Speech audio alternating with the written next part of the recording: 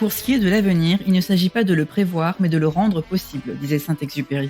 Avec Connecting Leaders, je pars à la rencontre de personnalités inspirantes et je mets en lumière leur business, leur audace, leur succès. Bonjour, je suis Simonie Devec. J'accompagne des dirigeantes et dirigeants d'entreprises en forte croissance pour faire rayonner leur business. Mon expérience en tant que business partner finance et RH, aux côtés de dirigeants en environnement tech, start-up, multiculturel, mais aussi mon engagement au sein du board de l'ONG internationale Passerelle Numérique, m'ont permis de voir à quel point le leadership, c'est avant tout de l'action, de l'ambition, mais surtout des relations, des connexions humaines, socle de tout. Bref, l'importance d'être bien entouré dès le départ. Mon objectif est de partager le parcours passionnant de mes invités, leur état d'esprit, leur moteur, leur challenge et leur succès, afin d'inspirer celles et ceux qui construisent le leur. Belle écoute!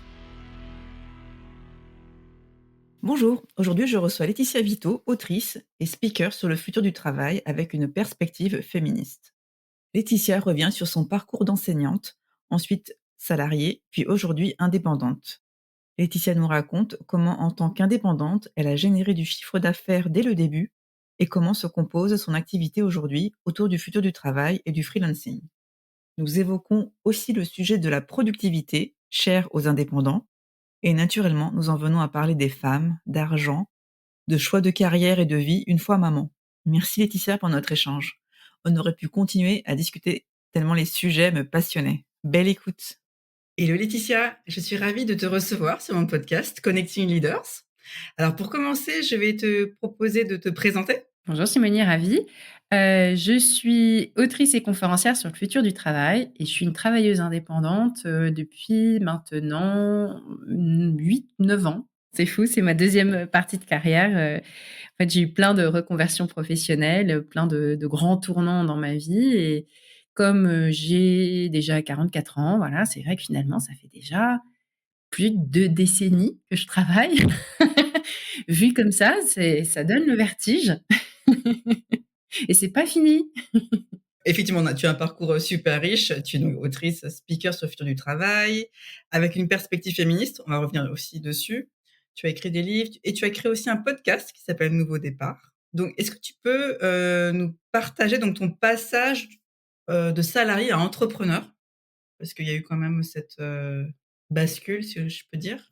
C'est la bascule sans doute la plus difficile que j'ai eu à faire. En fait, je l'ai faite par étapes parce que j'ai quitté la fonction publique. J'étais fonctionnaire puisque j'enseignais. J'étais fonctionnaire d'éducation nationale. J'étais dans un bon poste en classe préparatoire, donc un poste qu'on ne quitte pas. Quand on est prof, on peut pas quitter quelque chose comme ça parce que c'est un poste très désirable. Il y a quelques postes dans chaque discipline qui se dégagent chaque année.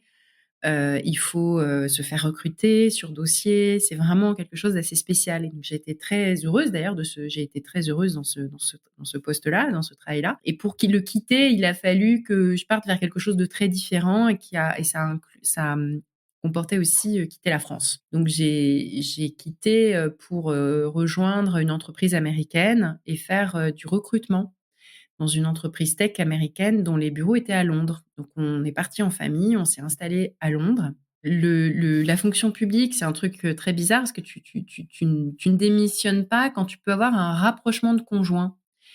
Et donc, ce qui est complètement dingue, c'est qu'on est parti parce que j'avais trouvé un emploi. Mais pour ne pas avoir à démissionner, j'ai pipoté en disant que je me rapprochais de mon conjoint. Ce qui est complètement fou, ces espèces d'archaïsmes comme ça, où on suppose que voilà, si tu pars à l'étranger, c'est forcément pour te rapprocher d'un conjoint. Et puis tu peux pas obtenir une disponibilité pour des opportunités professionnelles et espérer revenir ensuite à la fonction publique. Ouais, c'est un archaïsme très dommageable parce que c'est là où il y a le moins de mobilité. Et si on pouvait garder d'une certaine manière des professeurs qui partent faire autre chose et qui à un moment veulent bien revenir à l'enseignement, on aurait un vivier intéressant de gens à récupérer. Et là, la mobilité, c'est un impensé. En fait, c'est complètement un impensé dans l'éducation nationale qui sclérose beaucoup d'ailleurs toutes les ressources humaines en fait dans un monde où on n'arrive pas à recruter, où on remplit les trous, on est dans une logique de remplissage de trous grâce à Pôle emploi, sur des contrats courts, parce qu'il y a une part, de plus en plus importante de gens qui ne sont pas fonctionnaires, qui sont devant les élèves, dans les écoles, dans les lycées, dans les collèges. Moi, c'est un sujet qui m'intéresse beaucoup, cette idée de, repenser les ressources humaines dans ce qui est le 1er employeur de France. C'est le premier employeur de France, l'éducation nationale. Donc voilà, c'est un gros sujet. Mais donc j'ai quand même, voilà, je suis partie et puis je ne suis pas restée très longtemps salariée de cette entreprise américaine parce que ça ne me convenait pas et c'est là où je me suis retrouvée sans rien, en fait et où j'ai dû créer quelque chose. Au bout de combien de temps? Alors c'est difficile à dire parce que j'avais pas de rupture conventionnelle étant en Angleterre, toutes ces choses-là n'existent pas. Je n'avais pas de chômage, hein, donc j'ai créé quelque chose avec, l'objectif, de très rapidement, générer des revenus et donc au début, une partie un peu alimentaire, c'est qu'on prend des petites missions alimentaires. Finalement, c'est pas si difficile à mettre en place quand on a déjà eu une 1re carrière professionnelle, quand on arrive à déceler, voilà, les tâches sur lesquelles on est bon et puis qu'on se met pas directement comme objectif de faire quelque chose de, fantastiquement palpitant, épanouissant, et supérieurement intelligent, bah, finalement, on arrive assez rapidement à avoir, des missions qui correspondent à ce qu'on a envie de à ce qu'on est capable de faire et puis petit à petit, on remplace ces missions alimentaires par des missions de plus en plus intéressantes et ça se fait de manière un peu incrémentale, en fait. Et du coup, je trouve ça assez intéressant d'être obligé de créer une activité qui génère des revenus très rapidement. Non pas que je trouve pas formidable le fait d'avoir des allocations chômage et de prendre le temps d'une reconversion bien faite, mais l'inconvénient d'avoir beaucoup de temps, c'est que peut-être qu'on met la barre trop haut, dans la création d'une activité et quand on est indépendant, finalement, le plus important, c'est de se rassurer dans un premier temps sur sa capacité à signer des contrats, à avoir des clients, à gérer cette relation avec, des prospects, des clients et il y a cet apprentissage à faire qu'au début on peut faire sur des tâches, pas forcément, dont on se dit pas qu'on va faire ça toute sa vie. Donc j'ai fait beaucoup de copywriting, vraiment des tâches d'écriture, très marketing, où je mettais pas forcément mon grain de sel, j'étais pas dans une logique d'expertise. Est-ce que tu t'étais formée sur le copywriting justement ou c'était quelque chose que tu savais déjà faire? Alors j'ai toujours beaucoup écrit et puis c'est vrai que, par exemple, ma reconversion en enseignante, ça s'est passé par le passage d'un concours, parce que j'avais, simplement un diplôme d'HEC, mais qui donne un équivalent de maîtrise qui autorise à passer un concours comme l'agrégation, enfin le CAPES ou l'agrégation. Et donc, c'est vraiment par ce travail d'écriture, que j'avais beaucoup travaillé déjà, en classe préparatoire, préparation des concours, j'adorais faire des dissertations. C'est comme ça que j'ai réussi les concours des écoles de commerce. C'était vraiment mes dissertations, voilà, les langues et les dissertes, plus que les maths, même si j'étais pas, voilà, assez littéraire et puis après enseignante, pendant des années, enseignante en classe prépa, je devais construire en fait construire des cours, construire, des séquences, des séances et des séquences et finalement, c'est assez proche d'un travail éditorial. Par ailleurs, j'éditais aussi les écrits de mes étudiants que j'invitais à publier des articles sur ce qui étaient les premiers blogs, voilà, on bloguait beaucoup, prof-élève, mélangés et donc j'étais finalement là-dedans, pendant des années et j'avais lancé un blog personnel déjà, peut-être, 10 ans avant, en fait. Et donc je me suis mise à écrire beaucoup. Donc ça n'a pas été très difficile et j'ai vite, compris aussi que c'était une force chez moi, en fait, que c'était pas quelque chose que tant de gens faisaient bien. Et que, notamment sur l'écriture marketing qui est parce que le marketing, ce qui est intéressant, c'est que c'est très économe en mots, en fait. Tu as vraiment un travail sur les mots, c'est très ciselé, c'est très, actionnable, en fin de compte, il y a un travail sur la langue parce qu'on méprise souvent, hein, le marketing, «Ouais, c'est pas intelligent» et cetera, en fait, il y a un travail sur la langue qui est assez, intéressant. Donc ça a été une bonne école. J'en ai fait beaucoup dans le domaine du retail, par exemple. Donc j'ai travaillé pour une organisation qui s'appelle le Consumer Goods Forum, donc c'était en anglais. C'est une organisation qui réunit, tous les grands de la distribution dans le monde et puis les manufacturers voilà, Coca, Danone, et cetera, pour, organiser un événement annuel où on réfléchit à l'avenir de la grande consommation, du retail, la distribution sous l'angle de l'environnement, la soutenabilité, et cetera et cetera.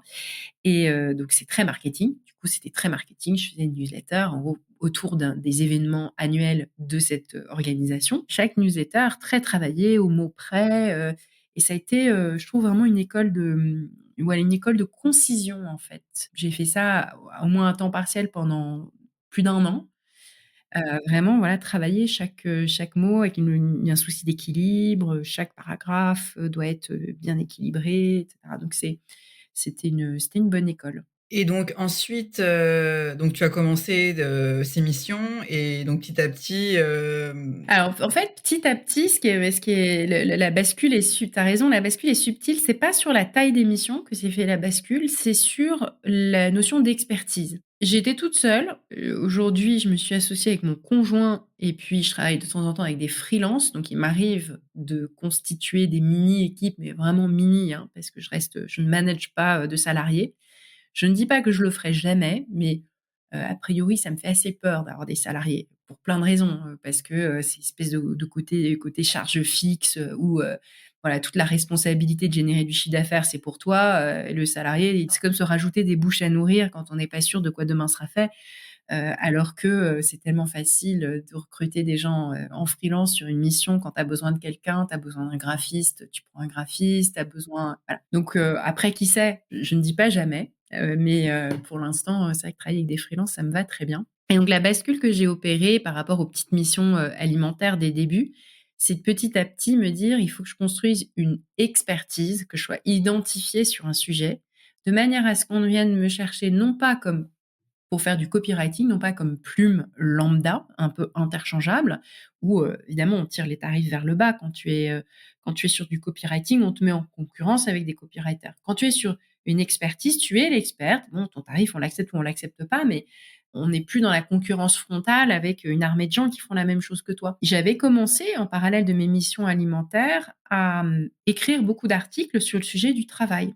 Les reconversions professionnelles, le sens au travail, le freelancing. des sujets qui déjà t'intéressaient, te portaient, enfin Ouais, exactement, parce qu'à titre personnel, c'est quelque chose qui m'a, c'est le cas de le dire, travaillé déjà depuis longtemps. Le fait de faire la même chose, toute sa vie, ça me paraissait déjà impensable. Le sentiment d'enfermement que j'ai éprouvé quand j'étais fonctionnaire, alors que mon travail me plaisait, mais l'idée de me dire, voilà, maintenant il me reste, je sais pas combien, 33 ans, 34 ans à cotiser quand j'en ai déjà fait, puis l'idée que ça se répète, que c'est toujours la même chose, que tu sais pas à quelle, prochaine réforme des retraites tu vas être à quelle sauce tu vas être mangé et combien d'annuités on va te rajouter ou de trimestres à cotiser. Cette idée qu'en fait, tu pas d'autre chose devant toi qu'une ligne droite.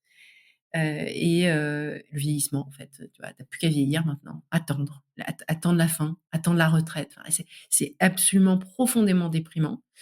Cette idée de voilà, de cycles qui se répètent et cetera et donc j'avais déjà beaucoup de questionnements là-dessus, dont je sentais que c'était des questionnements qui étaient très partagés autour de moi. Je sentais aussi qu'il se passait avec le travail, enfin la rencontre entre l'organisation du travail héritée de l'époque, industrielle et puis, les conséquences de la révolution numérique, qu'on commençait à sentir dans toutes les dimensions de notre vie, on sentait qu'entre le choc de ces choses-là, il y avait quelque chose qui se passait de très fort.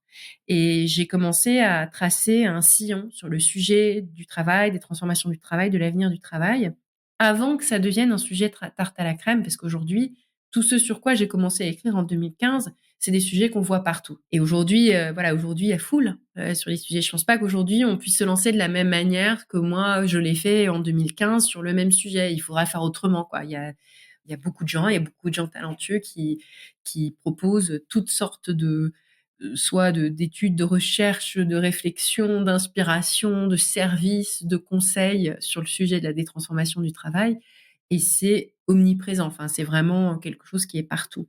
Et l'avantage d'avoir commencé travailler ces sujets-là en 2015, c'est que alors il y avait pas personne, faut pas exagérer, il y avait déjà des gens dessus, hein, mais je me suis créé un petit peu une identité autour de ça et ensuite, assez vite, il y a des entreprises qui sont venues à moi pour me proposer des choses, pour me proposer qu'on travaille ensemble. Ensuite, c'est devenu, voilà, beaucoup de conférences d'inspiration, où va le travail, comment comprendre les transformations que nous traversons, sur des sujets tant individuels Par exemple, la carrière, la notion d'ambition, tout ce qui se transforme pour les individus et puis au niveau des organisations, des employeurs, avec des sujets, voilà, autour, par exemple, de la marque employeur et du recrutement, voilà, qui sont des sujets sur lesquels j'écris beaucoup avec Welcome to the Jungle, qui est devenu, voilà, mon deuxième gros client, depuis, j'écris pour Welcome depuis 2016 ou 2017 et puis je suis maintenant très, très régulière avec Welcome to the Jungle depuis début 2019. Pendant un moment, j'ai aidé à monter ce média, pour les entreprises. Donc avec des contenus sur l'avenir du travail, mais du point de vue des employeurs, des managers, plutôt que des candidats ou des salariés.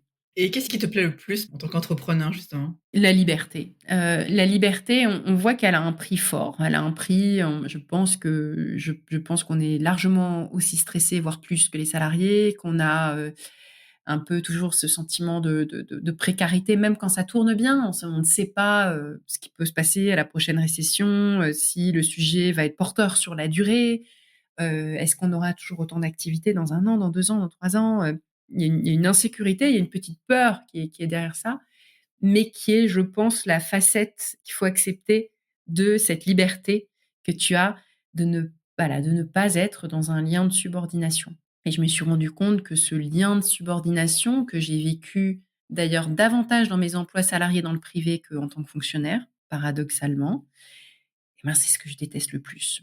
Et que sans doute, il existe des salariés libres et heureux, j'en suis persuadée. Enfin libres au sens, où ils travaillent de manière autonome en tout cas, mais moi, j'ai jamais vécu ça. J'ai jamais eu cette chance-là d'être, à un poste de salarié où je me sentais pleinement autonome, où je me sentais traitée comme une adulte responsable, qui a à cœur sa mission et à qui on fait pleinement confiance. J'ai jamais vécu ça.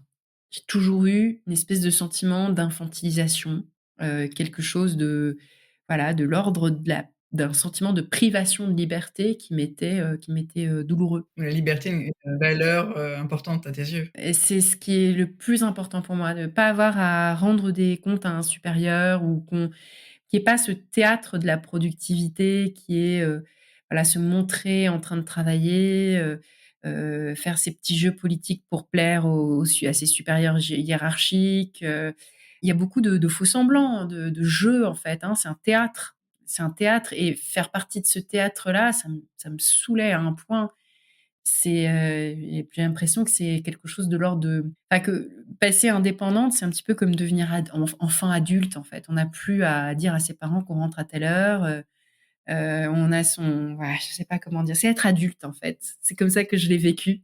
Mais c'est pas facile d'être adulte, hein. Je précise que c'est pas facile d'être adulte et que ça nous empêche pas d'avoir nos moments d'incohérence, de dire: «Ah quand même, c'était bien cool d'être enfant» et puis de plus n'avoir qu'à mettre les pieds sous la table, pour se faire servir par maman, un bon petit plat tout fait et puis, pas avoir de soucis administratifs. Débarrasser la table.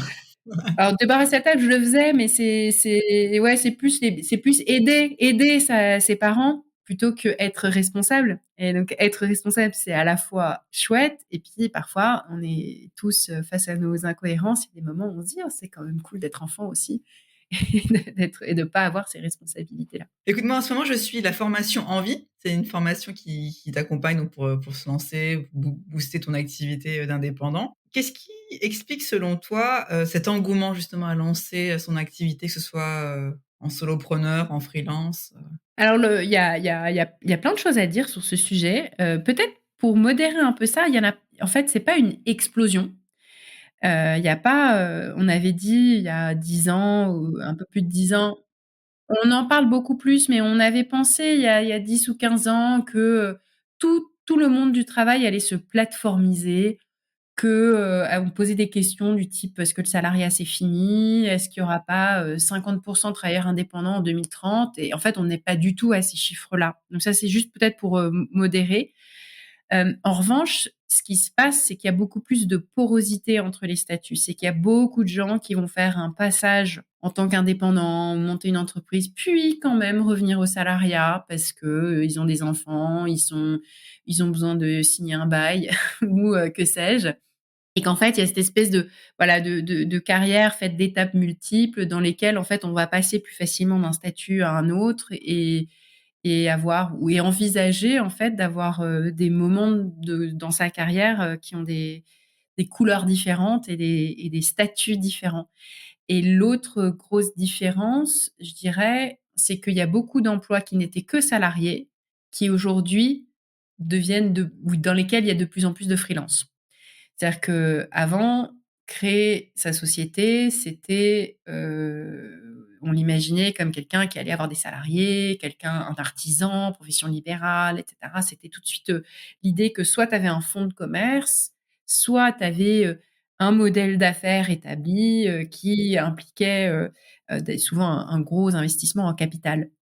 Et ce qui est vraiment nouveau, c'est qu'il y a beaucoup de gens qui n'ont que leur force de travail, leur cerveau, leur jus de cerveau à offrir et qui mettent, leurs compétences, voilà, de développement informatique, de conseil, de comptabilité, même de management, même de, compétences RH au service de clients qui sont des entreprises qui vont faire appel à elles pour des moments courts ou pour des missions, limitées dans le temps et limitées en termes de scope. Et ça, c'est quand même quelque chose de nouveau. Autre chose qui est nouvelle, c'est qu'il y a plus de femmes qu'avant. La création d'entreprises, c'était, il y a encore 20, 30 ans, presque que des hommes, j'exagère, mais c'était beaucoup, beaucoup, beaucoup d'hommes.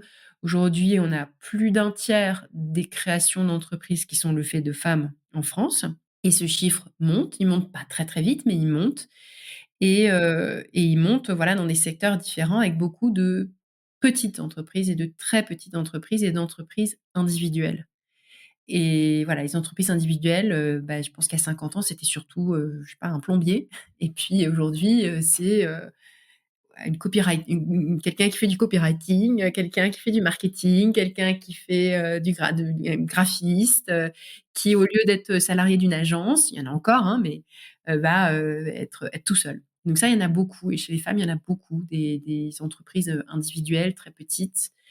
Je pense qu'il y a aussi pour beaucoup, les effets de la déception d'un monde du travail qui continue d'avoir, des plafonds de verre, d'offrir des perspectives limitées, qui continue de perpétuer, du sexisme, du harcèlement, des ambiances de travail qui n'évoluent pas trop sur la question de l'équilibre des temps de vie. Pas assez en tout cas, pas assez pour les mères, de jeunes enfants par exemple, ou bien pour les salariés aidants et où du coup, on se heurte en fait à tout ce qui ne change pas assez vite. Et il y a une forme de déception qui est forte parce que ce sont des générations de gens, dont des femmes, qui avaient, dans l'idée que les choses changeaient pour le mieux et changeaient vite. Et en fait, le changement est lent. Le changement est lent sur ces aspects culturels, sur ce qui concerne, voilà, l'autonomie au travail. Et donc beaucoup s'emparent des nouvelles possibilités de travailler à son compte pour être maîtres de leur, emploi du temps et parmi eux, plus de femmes, du coup. Et c'est vrai que moi, je ressens ça beaucoup, c'est cette idée de maîtriser mon temps, de pas être, otage, d'une définition d'un emploi du temps qu'on vient m'imposer, en fait, d'en haut. Un de tes sujets aussi, c'est la productivité. Tu as écrit un livre sur la productivité, mais avec un prisme, féminisme. Corrige-moi si c'est ouais. Ouais, c'est ça. Est-ce que tu peux nous en parler, justement de la productivité chez l'entrepreneur?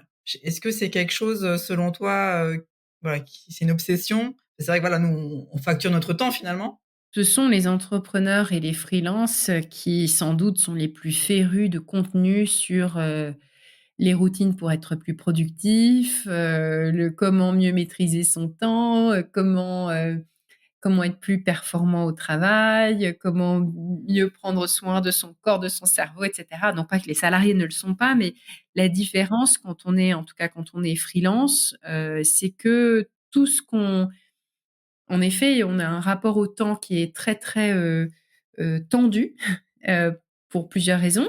On n'a pas de congés payés, par exemple, il faut les prévoir, il faut les financer soi-même. On n'a que ce qu'on facture, hein, donc soit on facture au forfait, soit on facture au temps. Mais dans un cas comme dans l'autre, la manière dont on réussit à être performant, on en a directement les fruits ou on en a directement, les coûts si on n'y arrive pas bien. Alors qu'un salarié, son salaire ne change pas d'un mois à l'autre. Si pendant un mois, il ou elle a été, 10 fois plus performant, Certes, à la fin de l'année, il y aura il y aura une évaluation annuelle, un entretien, la possibilité d'avoir des arguments pour, demander une augmentation, mais c'est très graduel et c'est très limité. Donc en fait, les gains de productivité quand on est salarié, ce surplus de performance, on n'en maîtrise pas, on n'en a pas les fruits à soi tout seul quand on est salarié. En revanche, quand on est entrepreneur, quand on est freelance, tout ce que tu gagnes comme performance, c'est à toi, c'est pour toi, c'est tes gains pour toi. Et le risque, c'est en effet de devenir complètement obsédé par ça, avec, cette idée que le temps n'a de valeur que lorsqu'il est facturé. Et le message que j'essaye de porter dans En finir avec la productivité, c'est qu'il faut avoir une vision beaucoup plus globale de la productivité. C'est que en fait, il y a tout un tas de tâches qui soutiennent la productivité et que tout ce qui relève du support, par exemple dans les entreprises, que les RH, la compta, les femmes de ménage, toutes ces fonctions support, en fait, elles permettent à tout le monde d'être plus productif et qu'il faut arrêter d'avoir une vision individualisée de la productivité. Mais c'est pareil à l'échelle d'un freelance, en fait, il y a tout un tas de tâches qu'on fait qui sont, gérer son réseau, faire de la prospection, faire sa comptabilité, mais aussi tout simplement, en fait, prendre soin de soi, prendre soin de sa créativité, se nourrir intellectuellement, lire, se former et cetera, qui nourrissent la productivité de demain. Donc si on arrive à se détacher de ce rapport, au temps, facturable et à l'idée qu'il y a le temps n'a de valeur que lorsqu'il aboutit à du chiffre d'affaires, c'est quelque chose dont il faut absolument se défaire et puis surtout, ça dessert énormément, la performance en réalité. Parce qu'on a besoin quand on est sur des tâches, cognitives, exigeantes, on a besoin de se ressourcer. Le cerveau, ça marche pas comme une machine, donc c'est pas linéaire, pas toujours la même chose. On a besoin J'aime bien les métaphores agricoles pour ça. On a besoin de faire de la jachère, on a besoin de voilà, de temps de repos et puis, tout ce qui est très, très grande concentration, par exemple, dans ce qui est création, soit écriture, soit code, informatique, soit tout ce qui nécessite de vraiment beaucoup se concentrer. En fait, on peut pas en faire beaucoup plus que 4 heures par jour et il faut être pleinement à ces moments de concentration, de manière quasi monacale, enlever, voilà, toutes les distractions possibles, pas essayer de faire 10 choses à la fois. Je crois pas du tout au multitasking et je combats le mythe selon lequel, les femmes seraient bonnes en multitasking et les mères en particulier parce qu'elles ont une charge mentale et qu'elles font, leur panier de linge, plus leur mail, plus, un appel, plus, les courses pour les enfants. Bah, pas du tout en fait, personne n'est bon là-dedans et ceux qui le disent, se trompent en fait. Se leurrent, c'est ça, c'est en fait, ils sont mauvais. On est mauvais quand on fait plusieurs choses. As-tu des tips perso justement à partager pour être productive? Alors, bah, justement, la 1re, c'est ça, c'est ménager ses attentes, en fait et pas penser qu'on va faire, 10 000 choses. J'y travaille encore parce que j'y suis je j'ai encore des attentes trop élevées par rapport à mes capacités et je m'en rends compte, très régulièrement et j'essaye de limiter ces attentes. Donc vraiment limiter le nombre de priorités. Des vraies priorités, on devrait en avoir, par exemple, en termes de tâches, de to do list, une, 2. Moi, j'en ai une, j'ai en général, maintenant, j'essaie de me mettre une priorité, créative. Par exemple, un article, la préparation, d'une émission, type, café freelance, voilà, une tâche créative qui va être, 3-4 heures de travail concentré et puis j'essaye de mettre une tâche administrative. Parfois, elle tombe à la trappe malheureusement, mais une tâche administrative, faire, 2 factures, faire une relance, faire, j'en sais rien, des notes de f quelques 3 jours de notes de frais, ou la logistique des prochains déplacements. Enfin voilà, des tâches comme ça qui sont des tâches, qui requièrent moins de concentration, qui sont plus courtes, qui sont moins palpitantes. C'est pas palpitant, le truc administratif, mais c'est faisable même en étant un peu fatigué. Et au-delà au-delà, en général, ça sert à rien. C'est-à-dire que tout le reste, cette liste énorme de trucs à faire, ça marche pas et en fait, on est beaucoup plus satisfait et on est bien meilleur quand on réduit énormément la to do list, aux choses vraiment essentielles et ça, c'est ce sur quoi je travaille, de faire, moins de choses, et surtout moins de choses à la fois. À chaque fois que j'ai 10 projets en parallèle, ça n'avance pas. Ça n'avance pas. C'est bien d'en avoir 2-3 parce que le fait de pouvoir justement alterner des tâches qui vont avoir des niveaux d'exigence cognitive différents. Par exemple, il y a des tâches très concentrées, il y a des tâches qui requièrent beaucoup d'échanges avec les autres et puis il y a des tâches qui sont des tâches superficielles d'organisation, de programmer, de logistique et cetera. Donc le fait d'alterner les tâches de nature différente, ça permet de se ressourcer, de pas trop fatiguer son cerveau, de pas être en burn-out. En revanche, au-delà d'un certain nombre de projets ou de missions en parallèle, en fait, on voit que ça stagne, ça n'avance pas, il n'y en a aucune qui avance. Tu l'as lu, le livre, The One Thing? Aller à l'essentiel, ça te dit quelque chose? Ah, ça me dit quelque chose, je l'ai pas lu, mais j'ai vu le titre, plein de fois. Toi, tu l'as lu, ouais? Ouais, j'ai lu et justement, il dit de se concentrer sur une chose. Ouais, exactement et c'est difficile, hein, parce on a tellement de sollicitations, c'est comme si on était entouré d'incitations à constamment faire plein de choses à la fois. C'est-à-dire que chaque application a mis en œuvre des trésors d'intelligence psychologique pour nous inciter à, consommer leurs services, très régulièrement et le plus possible. Donc il y a des équipes entières de psychologues, de marketeurs, d'ingénieurs qui ont mis en œuvre des designs tous les plus performants et intelligents les uns que les autres pour nous rendre complètement accros à leur application. S'ajoute à ça les exigences de la vie quotidienne, les exigences domestiques, la famille, etc. Et donc en fait, on voit que cette espèce de multiplication des sollicitations et des attentes multiples et lutter face à ça pour créer un environnement de travail dans lequel on fait qu'une chose, dans lequel on a des attentes, modérées par rapport à ce qu'on est capable de faire, c'est un sacré défi. C'est un sacré défi monacal et pourtant c'est de ça dont on a besoin pour pouvoir mieux travailler. Ouais, je pense que c'est vraiment le grand défi du cognitif de notre siècle. C'est celui de créer les conditions dans lesquelles on est capable de se concentrer sur une chose. Ouais, tout à fait. Et donc pour en revenir à ton livre, sur la productivité, donc avec un prisme féministe, pourquoi ce prisme féministe? Alors, quand on regarde le travail des salariés, les économistes nous disent qu'il y a des métiers productifs, typiquement, des ingénieurs, des ouvriers dans l'industrie et ça et puis des métiers peu productifs et oh, comme par hasard, les métiers peu productifs, c'est dans les services à la personne, le soin, l'enseignement.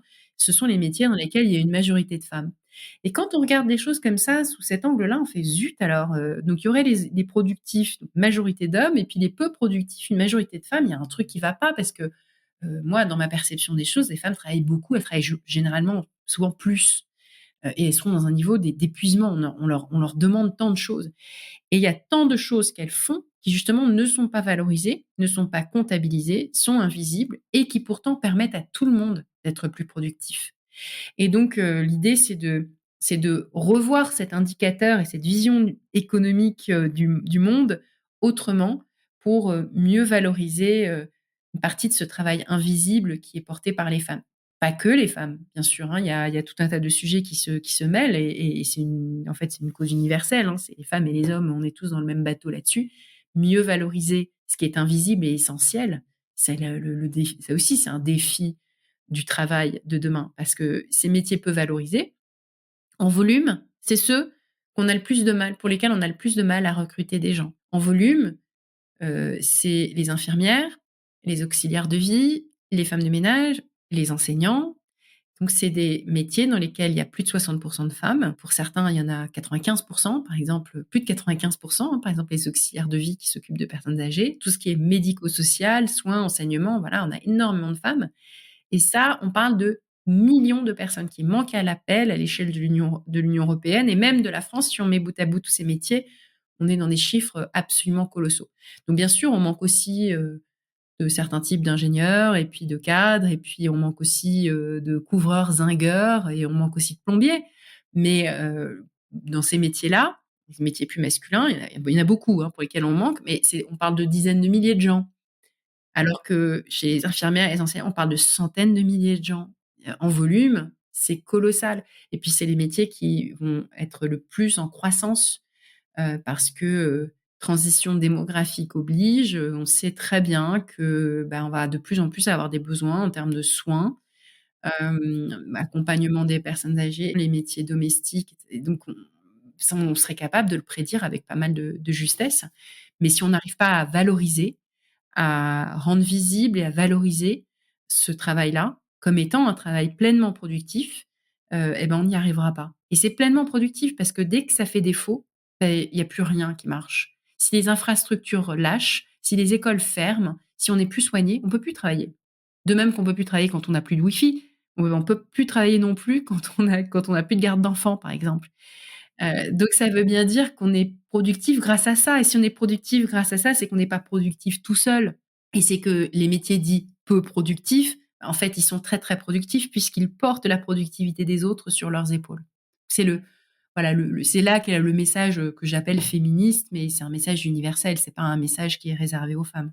Et justement, est-ce que tu te considères féministe? Oui, moi, j'ai jamais eu de problème avec ce mot. J'ai constaté en étant enseignante que au début enfin, la fin des années 2000, le début des années 2010, c'était un mot qui était devenu très tabou, qui était, «Ah, je suis pour l'égalité, mais je suis pas féministe». Bah, c'est la définition, pardon, non, non, féministe, non. C'était vraiment, associé à quelque chose de et ça l'est encore, hein, ça l'est encore un peu, mais j'ai l'impression qu'on est dans une phase dans laquelle, au contraire, ça redevient à nouveau mainstream, voilà.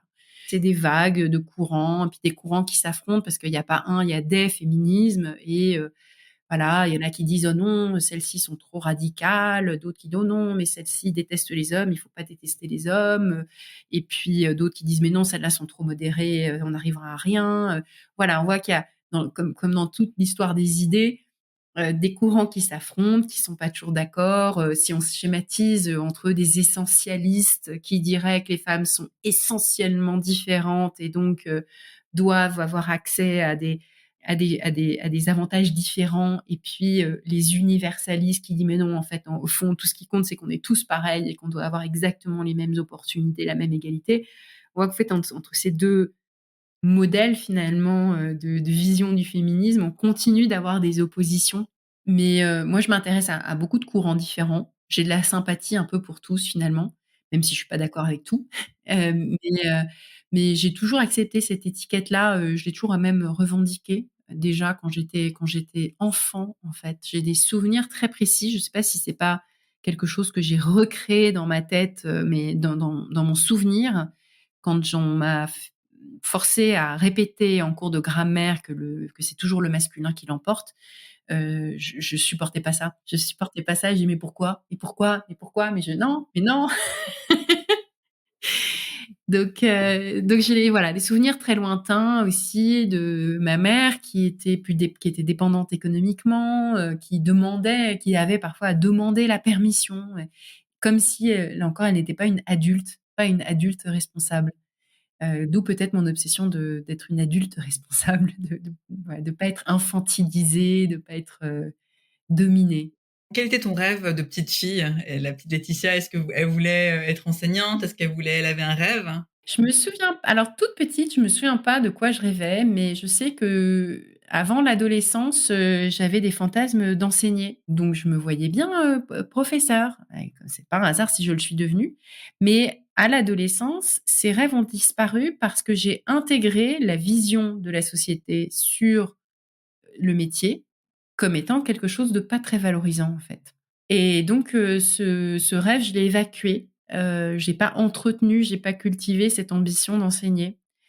Et donc j'ai fait une école de commerce, c'est mieux, je vais travailler en entreprise et cetera. Et c'est face à une première crise dans ma vie qui était, que j'étais pas du tout heureuse dans ce premier travail, je me dis: «Il faut que je fasse autre chose, je suis trop mal», que j'ai renoué avec, l'envie d'enseigner et que je l'ai fait avec plaisir.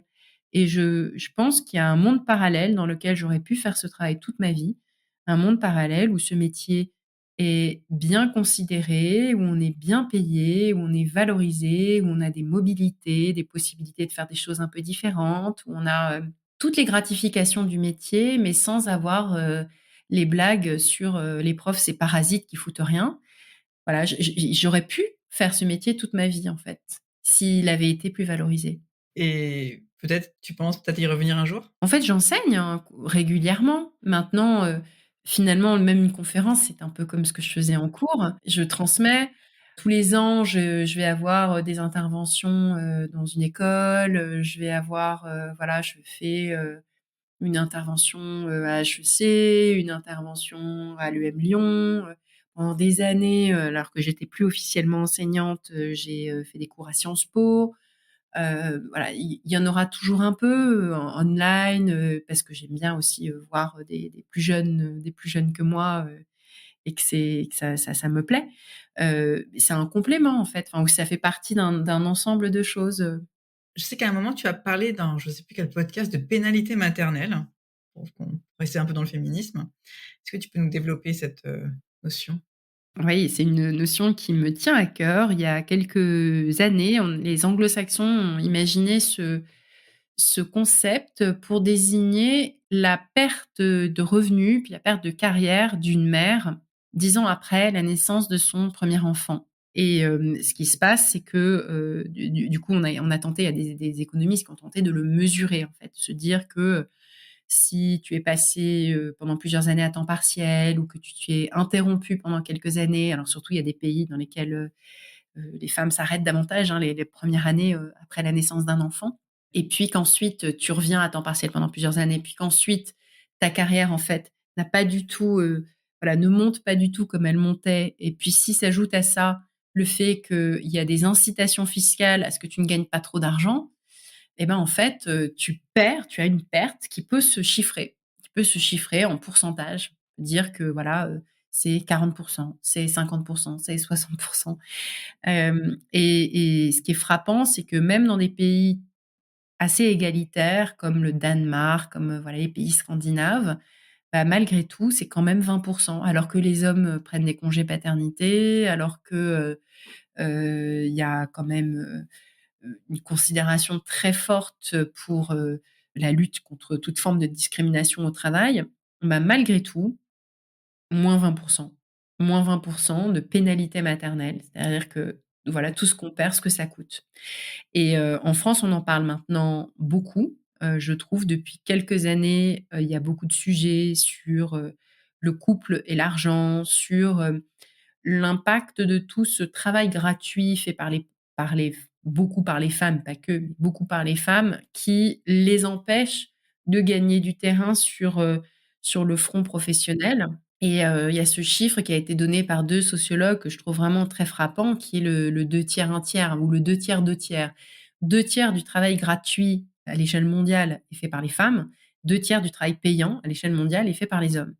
Quand on regarde sous cet angle-là, on voit qu'en effet, il y a une mauvaise répartition du travail qui appauvrit les femmes et qui enrichit les hommes. Et que là, il y a donc ça veut dire partager les 2, quoi. Ça veut dire que le travail gratuit doit être mieux partagé, la parentalité, les corvées domestiques, le ménage, et cetera, l'aidance, le fait de s'occuper de parents âgés, et cetera. Et puis le travail payant, il doit être mieux partagé aussi, c'est-à-dire que les métiers les mieux rémunérés doivent être plus féminisés, les métiers moins rémunérés doivent être plus rémunérés, mais aussi plus masculins, et cetera, et cetera. Donc il y a enfin, des 2 côtés, il y a un meilleur partage à faire pour que, ce gouffre il y a un gouffre, en fait, de richesse entre les hommes et les femmes qui va bien au-delà des différences de salaire à équivalent temps plein. Et équivalent temps plein, on est maintenant dans beaucoup de pays comme le nôtre en dessous de 20. Mais on le voit, on en a parlé à propos de la réforme des retraites en France, que sur l'échelle de toute la vie professionnelle, ça s'accumule toutes ces choses-là, que c'est pas toujours des équivalents temps plein puisque c'est 80 des temps partiels qui sont occupés par des femmes, que quand il y a des arrêts, pour s'occuper d'une personne, pour aider quelqu'un dans le sujet de l'aidance, là aussi, c'est beaucoup plus souvent les femmes que les hommes qui s'arrêtent, et qu'au final, bah, on arrive à, 40 d'écart sur les pensions de droit direct à la retraite. On voit que, voilà, la pénalité maternelle, elle a un effet cumulatif qui fait qu'en fin de carrière, les femmes sont vraiment beaucoup plus pauvres. J'habite en Allemagne. En Allemagne, c'est vraiment très, très, très fort. Les anglo-saxons qui ont mesuré ça, alors il y avait une étude Forbes qui a montré, je ne crois pas me tromper, que la pénalité maternelle en Allemagne était de 62. Donc c'est, voilà, absolument, gigantesque. Et alors la France est moins pire, mais c'est néanmoins trop aussi. Mais ça montre, voilà, ça nous montre une vision sur l'ensemble de la carrière, que tous ces petits choix qu'on fait, et en fait, il y a un effet cumulatif qui aboutit à une grande paupérisation à la fin de la carrière. Et toi, est-ce que tu aurais des recommandations justement par rapport à tout ça? Il y a 3 niveaux, c'est par lesquels prendre le sujet. Il y a le niveau individuel, le niveau des organisations, des employeurs, et cetera, et puis le niveau de l'État, des politiques publiques, des politiques fiscales. Si on commence par le haut de l'entonnoir, on prendrait peut-être d'abord les politiques publiques. Il y a récemment la Fondation des femmes qui a publié un rapport sur tout un tas de politiques publiques qui maintiennent une forme de patriarcat d'État et notamment, la question de la conjugalisation des aides des prestations sociales qui était, traitée dans ce rapport, mais aussi la question de la fiscalité. Le fait que le quotient conjugal, quand il y a un écart très fort dans un couple entre les revenus, des 2 personnes, du couple, ça fait que ça désincite la personne qui gagne peu à gagner plus d'argent. Donc ça maintient souvent des inégalités très fortes parce que sinon le reste serait, hein, on change de catégorie, d'assiette, et puis, on paye beaucoup plus d'impôts, donc l'impression que ça vaut plus la peine, quoi. Donc ça, c'est des sujets, vraiment importants dont beaucoup de pays se sont emparés. La France et l'Allemagne font partie un peu des retardataires en la matière parce qu'il y a encore cette conjugalisation de l'impôt qui donne une forme de prime aux couples très inégalitaires. Donc ça, c'est un gros sujet, le sujet fiscal. Il y en a d'autres, hein, mais celui-là en est important. Je dirais que l'autre qui est le plus important, c'est la question des infrastructures, pour la petite enfance et l'enfance. Le fait d'avoir un accès à la garde d'enfants qui soit universel, soit très peu cher, soit gratuit, comme ça existe dans certains pays. On a cette grande force en France d'avoir l'école maternelle, quelque chose qui n'existe pas en Allemagne, par exemple, hein. Donc à 3 ans, tout d'un coup, voilà, ouf, accès à l'école. Mais entre 0 et 3 ans, on pourrait quand même faire mieux. Toi, tes enfants, tu les as eus en France Moi, ou alors ils étaient petits, ils ont été tout petits en France. Quand on est arrivé en Angleterre, mon plus petit avait 3 ans. Et en effet, du coup, j'ai fait l'expérience de ça, c'est qu'il était en preschool à Londre et ça coûtait une fortune. Ça coûtait vraiment une fortune. Donc pour pouvoir travailler, il fallait accepter de renoncer à une grosse part, enfin vraiment, c'était je sais pas si on peut appeler ça un investissement. Moi, je l'ai vu comme un investissement, mais pour beaucoup, c'est vu comme de l'argent perdu. On se dit: «Je vais passer à mi-temps».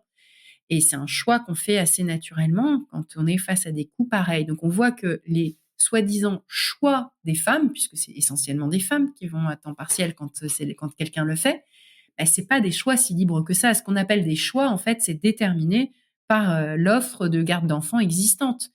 Et du coup, si elles avaient accès à la possibilité de faire garder leurs enfants, en général, elles feraient pas les mêmes choix. Donc ces choix ne sont pas des choix, en fait. C'est des choses, qu'on fait, par la contrainte. C'est pour ça qu'il faut pas trop culpabiliser les choix faits par les femmes parce que souvent, c'est des choix qu'on fait, face à une réalité qu'on ne peut pas changer, en fait. La deuxième chose, c'est les organisations, les employeurs. Là aussi, il y a pas mal de progrès qui sont faits, avec beaucoup d'entreprises qui se disent que la question de la parentalité est un sujet dont elles doivent s'emparer, complètement, en étant, plus actives sur les questions de garde d'enfants, en étant plus vigilantes sur l'équilibre des temps de vie pour pouvoir permettre aux parents d'être, parents et salariés, sans que ça soit, sans qu'on soit obligé de faire semblant quand on est salarié de pas être parent et quand on est parent de pas être salarié.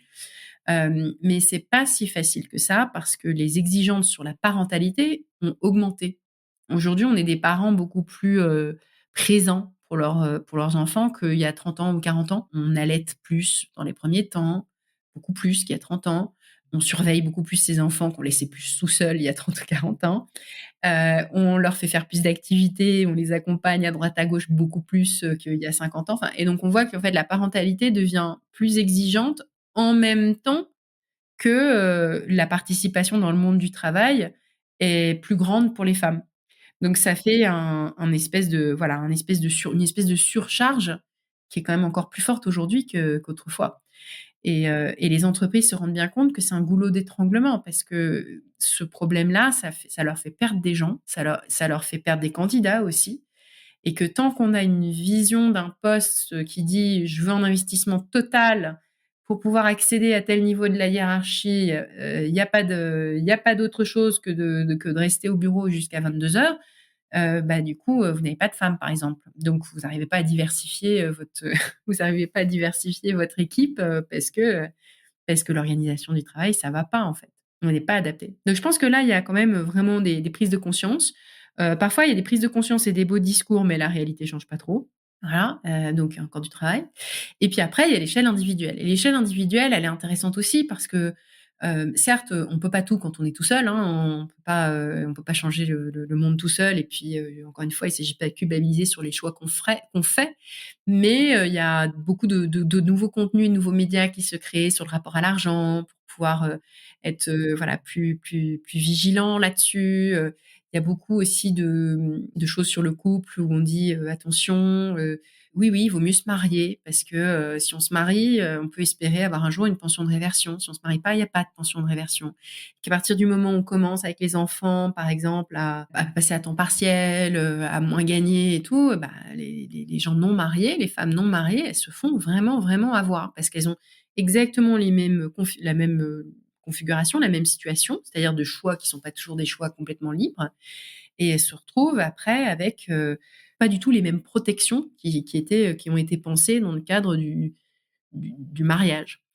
Donc c'est ces sujets-là dont on parle beaucoup avec la réforme des retraites et je m'en réjouis, par exemple, voilà, le sujet de la pension de réversion, c'est un gros sujet. Ça c'est en déclin la pension de réversion parce que beaucoup de femmes qui soit n'ont pas été en couple, mais sont, mères solo, soit ont été en couple mais pas mariées, n'ont absolument aucun mécanisme redistributif au moment de la retraite. Donc c'est des générations entières de femmes qui vont se retrouver vraiment pauvres à la retraite, qui non seulement vont travailler jusqu'à 67 ans, mais en plus vont quand même avoir des retraites, vraiment très petites, très faibles. Donc on se prépare des générations de femmes, âgées, pauvres, comme on observe en Allemagne, au Japon et cetera. Mais c'est des gros sujets enfin, moi je trouve qu'on s'en préoccupe pas forcément suffisamment tôt. Parce que, enfin, je me souviens moi quand j'avais 25 ans, à la retraite c'était loin pour moi et maintenant je me dis c'est des choses voilà, je pense qu'il faut vraiment une certaine prise de conscience et maintenant avec les nouveaux médias qui arrivent, je pense que c'est une bonne chose aussi, tu vois, d'en parler, mais de manière très drôle et puis aussi de manière très accessible aussi, tu vois. Oui, oui, non, mais tu as raison. Puis au moins voilà, les débats sur la réforme des retraites aura au moins ce mérite de peut-être, planter une petite graine dans la tête de gens assez jeunes, de se dire: «Ouh là là, faut peut-être que je me mette à épargner mieux, plus, que je me prépare à ça», et donc ça a au moins cet avantage-là. Alors dernière question, Laetitia, j'aime bien demander à mes invités quels sont leurs drivers. Qu'est-ce qui te fait lever le matin? La curiosité, l'envie de lire, en fait. Moi, je suis une grande lectrice et à chaque fois que j'écris quelque chose ou que je prépare quelque chose, j'ai ces rituels où je commence toujours, par lire et ma journée, elle démarre d'abord par de la lecture de la presse et parfois, quand je suis particulièrement détendue, ce qui n'arrive pas toujours, mais je démarre même par la lecture du livre que je suis en train de lire. C'est-à-dire que je me lève et j'ai envie de ça. Café, lecture. Et après, je me mets à produire. Mais d'abord, c'est oui, je pense une curiosité d'abord sur, lire des idées, être stimulé, à rencontrer la pensée d'autres personnes ou simplement voir qu'est-ce qui s'est passé dans le monde. C'est pas toujours très rigolo, mais c'est ça m'intéresse. J'essaie d'avoir des lectures, en effet, pas immédiatement anxiogènes. Je vais pas dès le réveil, lire des choses sur, les morts en Turquie. Mais par contre, lire un article intéressant sur un sujet de fond, ça fait partie des choses qui m'aident à me réveiller, voilà. Enfin, après le café et après, la douche et cetera, hein, mais voilà. Bah, écoute, un grand merci Laetitia pour ton partage, c'est super intéressant.